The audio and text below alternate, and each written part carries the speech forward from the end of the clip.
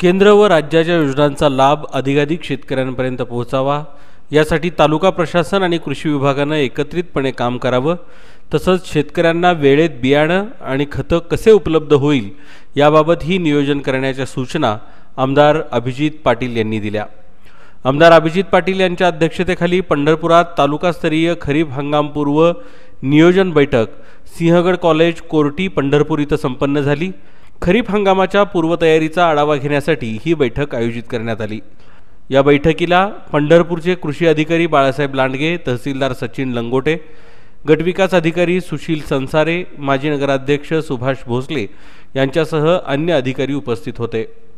यावेळी बोलताना आमदार पाटील म्हणाले की आत्ताचं युग हे आधुनिक तंत्रज्ञानाचं असून कृषीच्या सर्व कर्मचाऱ्यांनी AI तंत्रज्ञानाचं सविस्तर प्रशिक्षण घ्यावं, तसंच गावोगावी वाडी वस्तीवर योजनांचे QR कोड बोर्ड लावावेत, जमीन सुपीकतेचे बोर्डही लावण्यास सांगितले।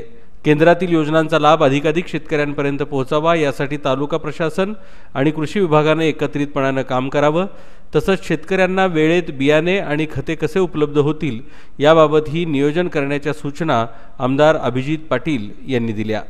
यावेळी 31 वेगवेगळ्या मोहिमांची माहिती शेतकऱ्यांना देत तालुका कृषी अधिकारी सूर्यकांत मोरे यांनी खरीप हंगाम नियोजनाचं सादरीकरण केलं, तसंच उपस्थित शेतकऱ्यांच्या शंकांचं निरसन करण्यात आलं।